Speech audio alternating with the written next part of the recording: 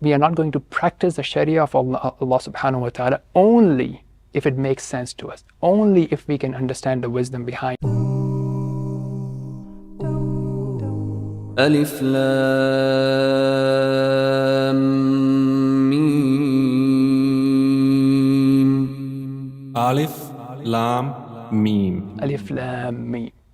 So there are many scholars who have explained and have contemplated and came up with some theories of what these could mean. But the truth is that at the end of the day, everyone agrees that we do not know the meanings or the full purpose behind this. So the focus point here, the takeaway for me, the reflection for me is that, look, we understand that we do not know the meanings behind it, but we also believe that when we do it for the sake of Allah, as we recite, according to the hadith of the Prophet of Allah sallallahu alaihi wasallam, we get 10 hasanat per harf. So Alif Lam Mim being 3 harf, at the very least we hope to get 30 hasanat.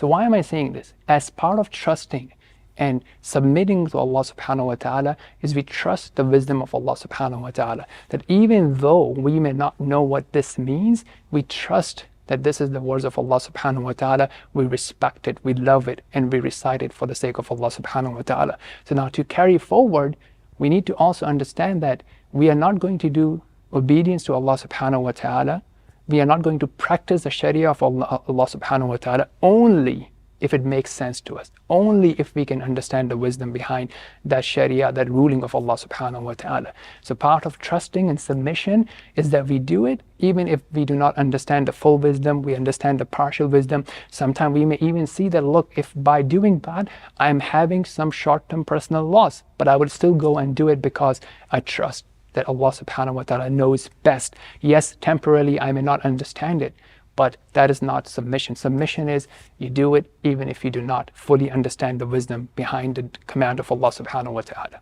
Moving on, it talks about ذَلِكَ الْكِتَابُ لَا رَيْبَ فِيهِ هُدًى لِلْمُتَّقِينَ. So Allah subhanahu wa ta'ala is introducing this book. And Allah subhanahu wa ta'ala is telling us what this book, Al-Quran, is about. Now the question is, yes, we say that there's no doubt in it, there's no error in it. Anything and everything that it says is truth, is haqq, is true. It cannot have any error. And it's a guidance, it's a manual for those who have taqwa of Allah subhanahu wa ta'ala.